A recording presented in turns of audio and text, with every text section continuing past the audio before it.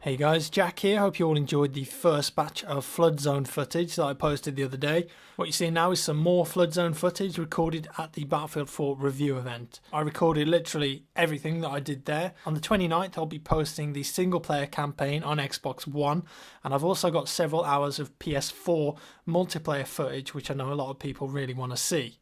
Along with that, I've also got some Ultra Graphics PC gameplay on all the new maps, which we got to play.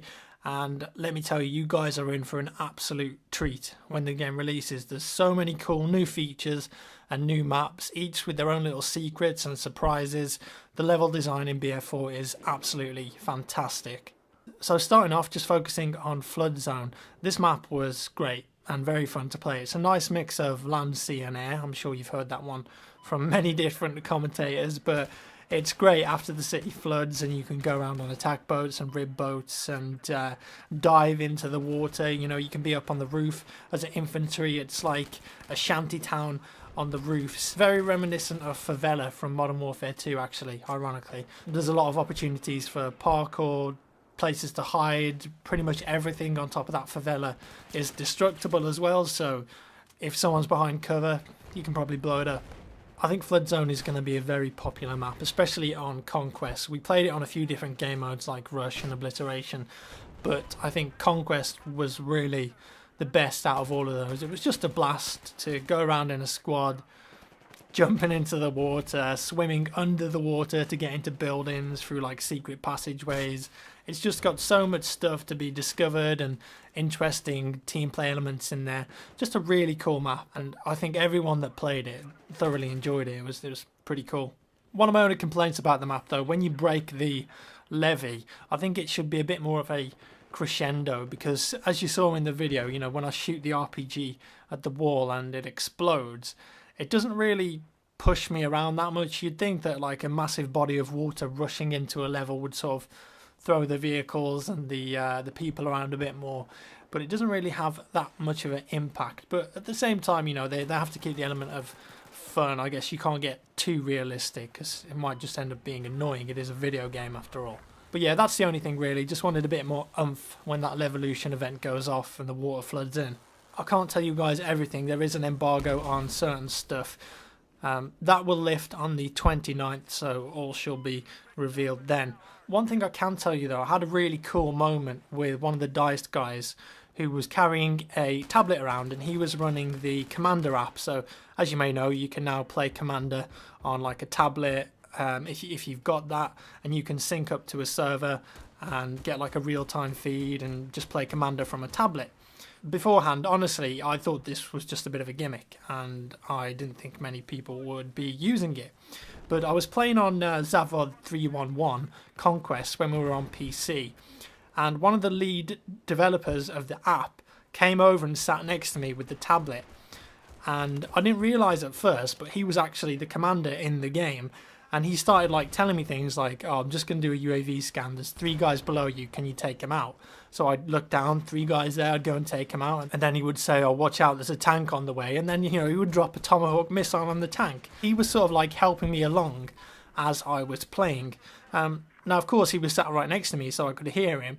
But at one point, he actually spoke into the microphone on the tablet, and I could hear that in-game on my headset, which was pretty crazy. So even if you're a commander online using a tablet, you can still communicate using voice via the tablet to the PC players or the PS4 players or the Xbox One players. And I sort of get commander mode now, especially with the tablet integration. Like I said, I did think it was a bit of a gimmick before, but after having that experience with that D.B.S guy, I don't remember his name. I think it was Jonas or something, but I've probably got that wrong. But it was just really cool to have that experience and just finally get it in a way. At one point as well, he actually marked a high value target. That's like an enemy player on the other team that's doing really well, and if you kill him, you get a load of points. So I was chasing this guy around for ages, which was pretty cool. From initial impressions, there wasn't a map that I played that I thought, oh, this is bad. You know, like in BF3, I think it's a pretty popular opinion that something like Tehran Highway is pretty bad, right? Out of all the vanilla maps, most people don't enjoy it. But out of all the maps that I played in BF4, they're all absolutely fantastic. I mean, Golmud Railway, that has a train on the rail track that runs all the way through the level, through the middle, and it's also got a flag on it. And if you capture that flag, the train starts moving closer towards your deployment. So there's like a backwards tug and war over this train flag, which was very fun. The train's also got stationary light machine guns on it, so you can jump on those if you need to defend yourself. The air-to-ground jets are absolutely amazing. You get JDAM unguided bombs, you get laser guided bombs, which are very effective against ground targets like tanks. Operation Locker was a fantastic infantry map. It's got like 3 different levels and like an outside flanking route, so you're not really going to get that Operation Metro crunch grind fest in the middle, because there's so many different ways to go. You can get like an incendiary grenade and throw it at someone and then lock them in a prison. You can like slide the doors, which was so much fun. I had a lot of fun doing that to a few of these press guys. The observatory level, I don't remember the name of it, but that was just amazing. And I've got some great sniping gameplay using the intervention on that level, which I'm going to be bringing out on the 29th. Just the sense of scale that you get when you actually parachute in and you see how big the satellite dish is. It's just incredible. I can't stop gushing over it. That level was great. I also had a great chat with Alan Kurtz about the gameplay design changes that he's made for BF4, how all the different attachments work. So now heavy barrel doesn't factor range into it. It's much more about initial accuracy rather than more damage over range. And also suppressors have had that range penalty removed. Instead, they've just got a slower bullet velocity. I was also told that you can intercept Commander Tomahawk missiles, so if you feel like it, you could shoot them down if you're good enough, or you can even block them with a helicopter so they don't hit their target. And if those things do hit their target, they cause an absolute ton of damage. You can take out tanks in like one hit if you hit it like directly from above with the Tomahawk missile, so those things are brutal. A lot of people were asking as well, what's this little gadget that I put down in the video? This is the APS, and Alan Kurtz explained to me how this works. So you put this thing down and the green zones are safe. So if you're stood in the green zones, explosives can't get you if the thing isn't reloading. Because what it does, if someone shoots a tank shell or an RPG or any sort of rocket or explosive towards you, that thing will actually shoot it down and explode it. It's like a Patriot, like a mini Patriot missile system sort of thing, or a trophy system I think it's called in Call of Duty. I tried to get some footage of that happening, so I was like standing in front of tanks and players with RPGs and trying to bait them into shooting me, but I never made it happen, so I'm yet to see that thing in action. But Alan says it's really cool and very surprising when you see it for the first time, so really looking forward to that. Also, the DICE exclusive camo that you saw, so that's the all black camouflage, you can get that on the weapons and on the character models.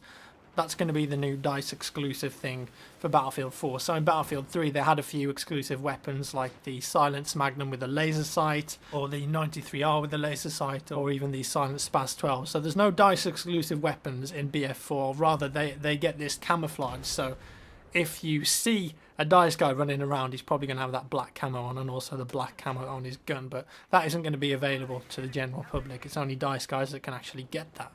Also, the counter knife has been changed and it's much harder to do now.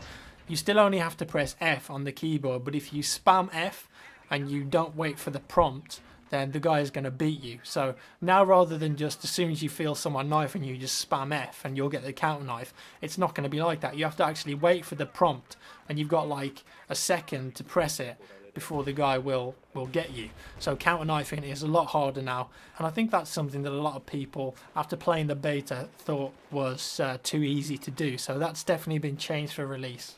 Finally, there's no more lock-on RPGs, which I'm sure a lot of you guys will be quite happy with. That's all for today, folks. I just wanted to give you a quick little preview of the game and what happened at the event, so I could shed some light on it before release. Not long to go now. I'm really excited for BF4, and having played it for 4 days in a row, I can say that it's going to be a very good game. BF4 is going to be crazy, and I think you guys are really going to enjoy it. Thanks for watching, and thanks a lot to you guys for watching my content and supporting me. If it wasn't for you, if I didn't have your views and comments, then I wouldn't be able to go to events like the Stockholm event that I've just been to. So I'm very grateful for your support and your viewership, so thank you very much. Finally, today is 2 years exactly since I started my YouTube channel. My first video was a BF3 beta montage that I made using some copyrighted music. Bad idea because it was taken off YouTube, but yeah, 2 years old today. Love you guys. See you in the next one.